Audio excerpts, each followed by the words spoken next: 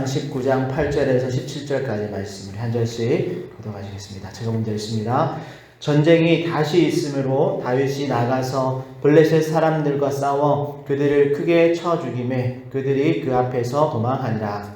사울이 손에 단창을 가지고 그의 집에 앉았을 때에 여호와께서 부리시는 악령이 사울에게 접하였으므로 다윗이 손으로 수금을 탈 때에 사울이 단창으로 다윗을 벽에 박으려 하였으나 그는 사울의 앞을 피하고 사울의 창은 벽에 박힌지라 다윗이 그 밤에 도피하매 사울이 전령들을 다윗의 집에 보내어 그를 지키다가 아침에 그를 죽이게 하려 한지라 다윗의 아내 미갈이 다윗에게 말하여 이르되 당신이 이 밤에 당신의 생명을 구하지 아니하면 내일에는 죽임을 당하리라 하고 미갈이 다윗을 창에서 달아 내리매 그가 피하여 도망하니라. 미갈이 우산을 가져다가 침상에 놓이고 염소털로 엮은 것을 그 머리에 씌우고 의복으로 그것을 덮었더니 사울이 전령들을 보내어 다윗을 잡으려 하매 미갈이 이르되 그가 병들었느니라.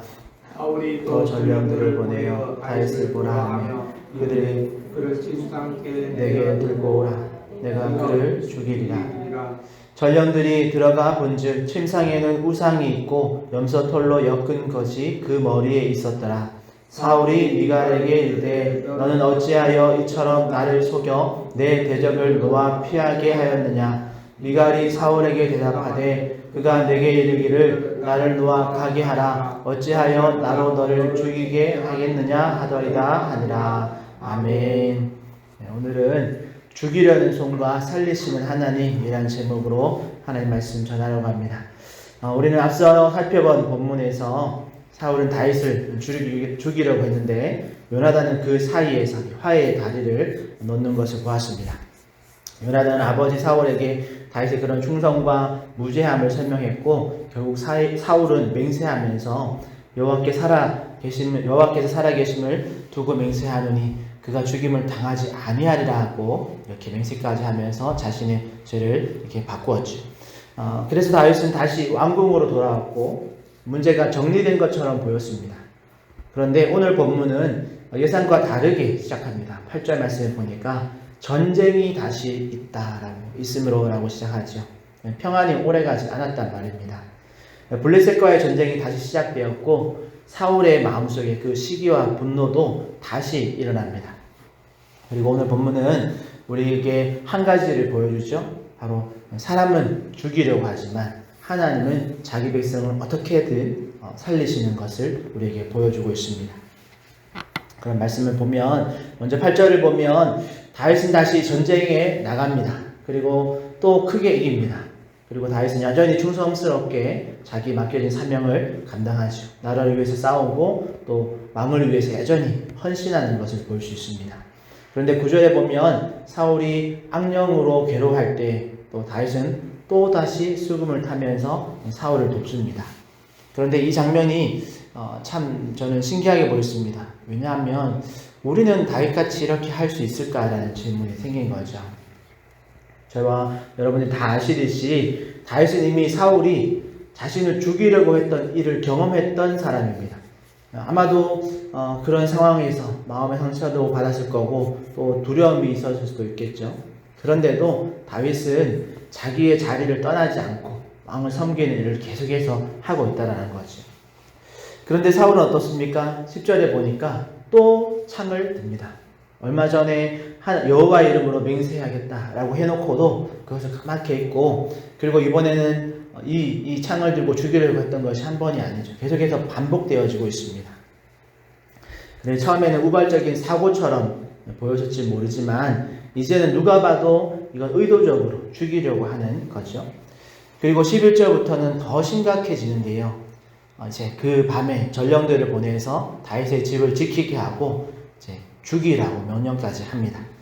우발적인 감정이 이제 계획적인 범죄로 심화되는 것을 볼 수 있습니다. 이것이 죄의 특징이죠. 여러분, 죄성은 이렇게 제어하지 않고 그냥 방치하면 점점 이렇게 심화되어지는 특징이 있습니다. 시기심도 마찬가지죠. 처음에는 단순히 비교하는 것으로 시작하지만 이 시기심을 그냥 방치하면 마음속에 미움으로 크게 자랍니다. 그러다가 나중엔 단순히 상대방이 잘 되는 것을 자체가 이제 견디기 어려워지는 그런 감정으로 깊어질 때가 있습니다.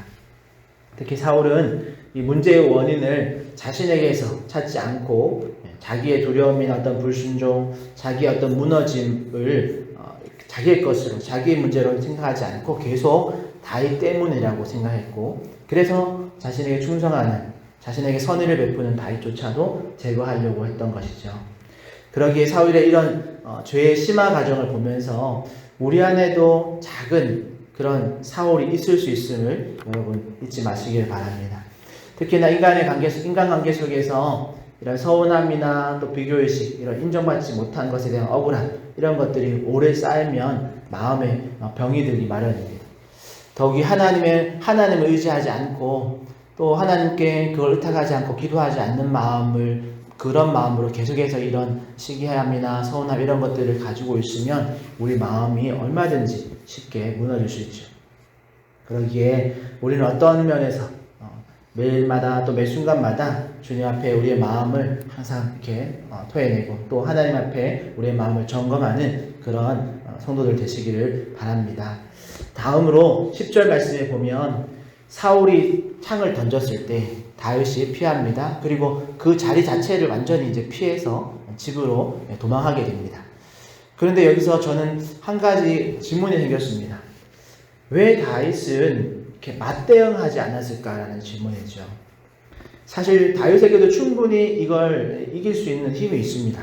그리고 이미 백성들이 사랑하는 장군이고 백성들만 아니라 요나단도 그렇고 오늘은 미갈도 그렇고 따지고 보면 오늘 다윗을 죽이라고 명령받은 전령들조차도 사실 왕의 명령에 적극적으로 가담하지 않는 것 같아 보입니다. 거기다가 장군으로서 전쟁에서 연전연승하고 있는 그런 모습, 그런 영향력도 있고, 그러니까 마음만 있으면, 마음만 먹으면 얼마든지 다윗이 사람을 모아서 반격할 수도 있었다라는 거죠.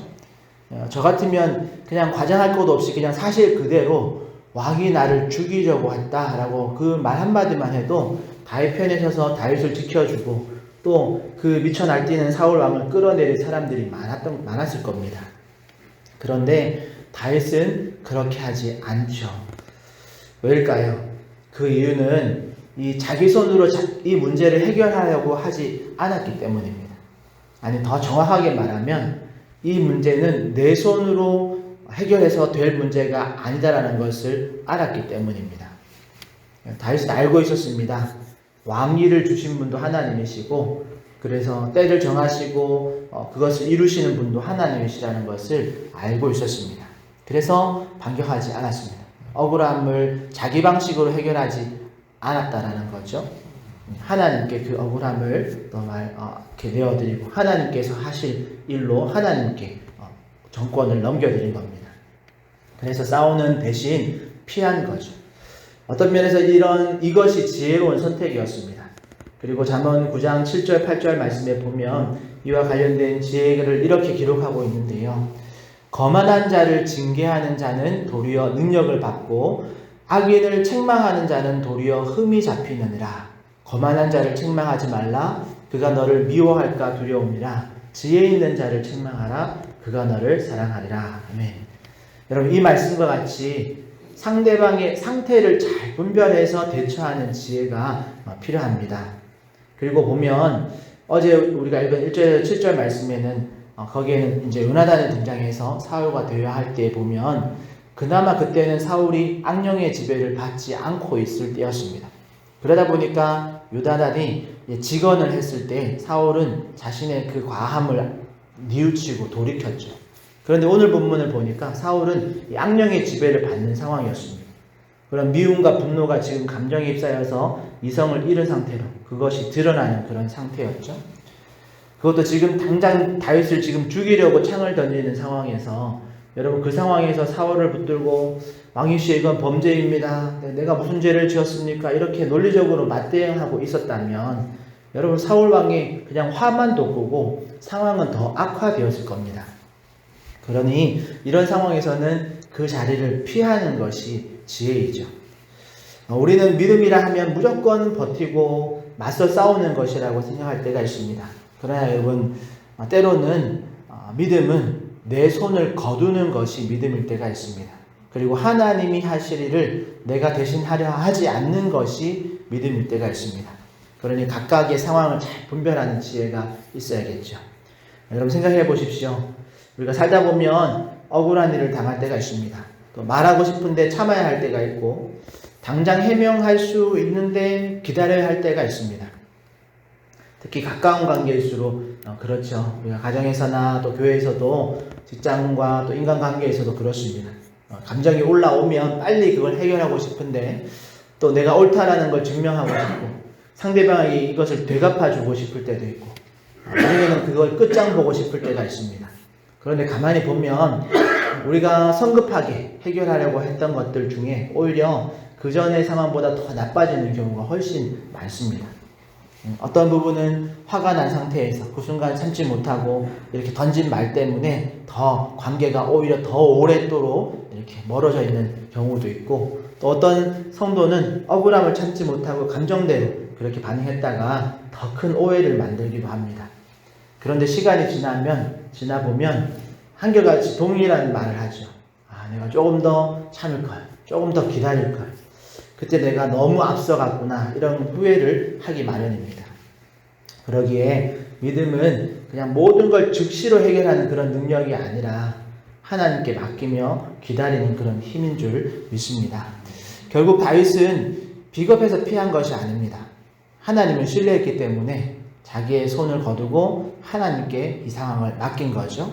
그리고 놀랍게도 다윗이 자기의 손을 거두니까 하나님께서 움직이시는 것을 경험하게 되어집니다. 다윗은 스스로를 지키려고 하지 않고 그 자리를 피했습니다. 그리고 하나님은 사람을 보내서 그를 지키십니다. 그것이 11절 이후의 말씀인데요. 11절부터 보면 사울은 전령들을 보내서 암살자를 보내서 집을 포위하고 아침에 죽이려고 합니다. 그런데 그런 죽이려는 손이 점점 집요해지고 이렇게 옥죄어 올 때 하나님은 뜻밖의 사람을 사용하셔서 다윗을 구원합니다. 바로 미갈이죠. 여러분, 미갈은 사울의 딸입니다. 사울의 딸이자 다윗의 아내입니다. 어찌 보면 이게 가장 난처한 위치에 있는 사람이죠. 아버지를 따라야 할지 또 남편을 지켜야 할지 이런 그런 상황에 놓인 거죠. 그런데 미갈은 오늘 다윗을 살리는 편에 섭니다. 다윗에게 위험을 알리고 창문으로 피신시키고 침상을 꾸며서 시간을 벌어줍니다. 그러고 보면 우리가 어제 보았던 요나단은 사울에게 공개적으로 어떤 중재를 했다면, 오늘 미갈은 아버지를 맞서지 않고 하지만 조용하게 피할 길을 만드는 방식을 선택합니다. 그리고 방법은 다르지만 하나님께서 이 두 가지의 방법, 두 사람을 다 사용하고 계시는 거죠. 그리고 오늘 이 미갈이 다윗을 피신시키는 장면이 한편으로는 참 하나님의 은혜라고 생각되어집니다. 왜냐하면 여러분, 사람은 정문을 막지만 하나님은 창문을 열어서 이 구원을 이루시고 계시기 때문에 그렇습니다. 그러고 보면 우리의 삶에도 이런 죽이려는 손길 같은 상황들이 찾아올 때가 있습니다. 나를 무너뜨리는 어떤 말, 또 어떤 억울한 상황들, 설명되지 않는 어려움들이 몰려올 때가 있습니다. 그러나 여러분, 그때 기억하시기를 바랍니다. 여러분, 죽이려는 손보다 항상 살리시는 하나님의 손이 훨씬 더 강하다는 것을 여러분 꼭 기억하시기를 바랍니다. 하나님은 오늘도 자기 백성을 그냥 죽도록 내버려 두시지 않습니다. 여러분, 길이 없어 보여도 광야의 법궤를 따라서 갈 수 있는 길을 만드시는 분이 우리 하나님이신 줄 믿습니다. 또 문이 막혀도 다른 문을 열어주실 줄 믿습니다. 우리가 예상치 못한 사람, 또 예상치 못한 방법으로 일하시는 분이 우리 주님이신 줄 믿습니다. 말씀을 정리해 보겠습니다. 오늘 본문에서 우리가 두 가지의 손을 등장했었습니다. 죽이려는 손이 있었습니다. 사울의 손이죠. 그러나 그보다 더 큰 손이 있었습니다. 바로 하나님, 살리시는 하나님의 손이었습니다. 사울은 다윗을 죽이려고 창을 들었지만 하나님은 다윗을 살리려고 창을 여셨습니다. 히브리 원어로는 사울이 든 그 단창과 미갈이 열어젖힌 그 창문이 다른 단어이지만 한글로는 이게 라임이 딱 맞더라고요. 죽이려는 창과 살리려는 창. 창이라는 단어가 한글로는 같은 소리지만 누가 어떤 목적으로 사용하느냐에 따라서 이게 죽이려는 도구가 될 수도 있고 살리는 도구가 될 수도 있더라는 거죠. 그러기에 사랑하는 성도 여러분, 오늘 하루 우리 안에 이 사울과 같은 그런 죽이려는 창이 들려있진 않은지 우리의 마음을 잘 점검하시고 또 우리의 마음을 그 죄악의 죄성에서 잘 지켜내시기를 바랍니다. 또한 다윗과 같이 때로는 억울함 속에서도 여러분 내 손으로 해결하는 것이 아니라 하나님께 맡김을 통해서 그런 절제와 인내로 경건에 이르는 우리 성도들 되시기를 축복합니다. 끝으로 하나님께 맡길 때 하나님의 그 살리는 손이 우리가 예상치 못한 사람을 사용하시고 또 우리가 예상치 못한 방법을 사용하셔서 그 하나님의 살리는 손이 우리를 구원에 이루시는 그런 은혜로 우리 가운데 또 복으로 임할 줄 믿으시기를 바랍니다. 그렇게 오늘도 우리를 죽이려는 손보다 우리를 살리려는 하나님의 손이 더 크심을 신뢰하면서 우리가 분별력 있게 또 지혜롭게 세상 속에서 성도의 삶을 잘 살아내시는 우리 하정충영교회 모든 성도님들 되시기를 예수님의 이름으로 축복합니다. 기도하겠습니다. 하나님 감사합니다. 오늘도 사울과 같이 우리를 죽이려고 하는 시기를 토하는 그런 죄성의 모습을 가진 많은 상황들과 사람들을 만날 때 하나님 우리가 다윗과 같이 그 모든 상황들을 하나님께 맡기며 또 하나님의 도우심을 구하며 오늘 하루도 주님 우리를 구원하시는 그 하나님의 손길을 경험하는 귀한 은혜가 있게 하여 주시옵소서. 또 아버지 하나님 우리가 생각지 못한 방법으로 우리가 하나님께 맡길 때 우리가 생각지 못한 방법으로 생각지 못한 사람들을 사용하셔서 우리를 구원하시는 그 하나님을 경험할 때마다 우리의 믿음이 더 하나님께로 가까워지게 하시고 사단의 고난 또 어려움들이 있을 때마다 우리가 주님과 더 가까워지는 놀라운 은혜가 있게 하여 주시옵소서. 감사하며 예수님의 이름으로 기도합니다. 아멘.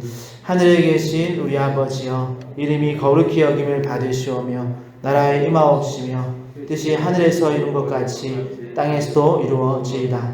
오늘날 우리에게 일용할 양식을 주옵시고 우리가 우리에게 죄 지은 자를 사하여 준 것 같이 우리 죄를 사하여 주옵시고 우리를 시험에 들게 하지 마옵시고 다만 악에서 구하옵소서. 대개 나라와 권세와 영광이 아버지께 영원히 싸움나이다. 아멘.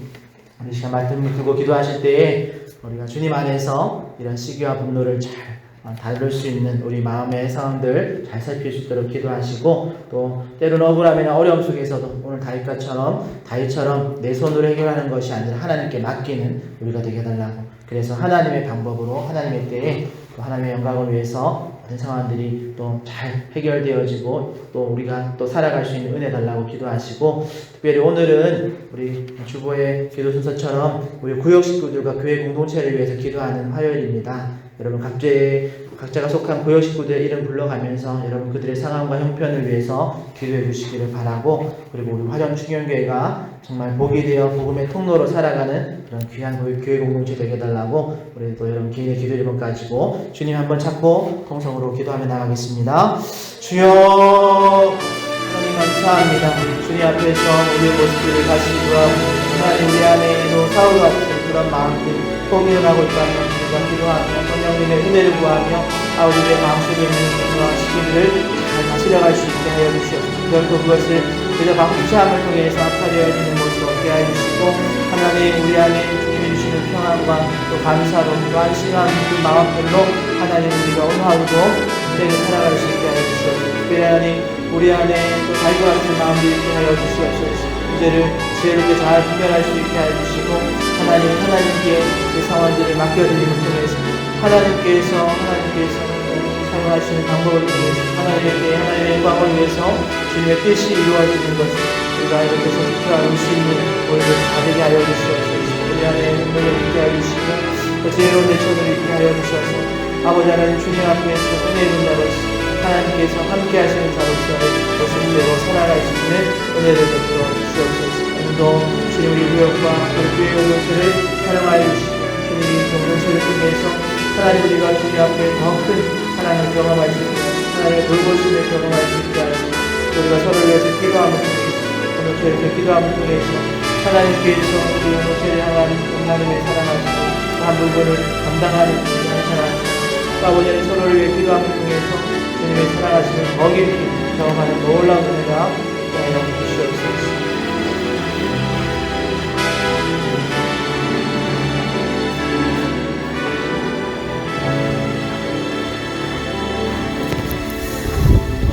감사합니다. 우리 안에 하나님의 귀한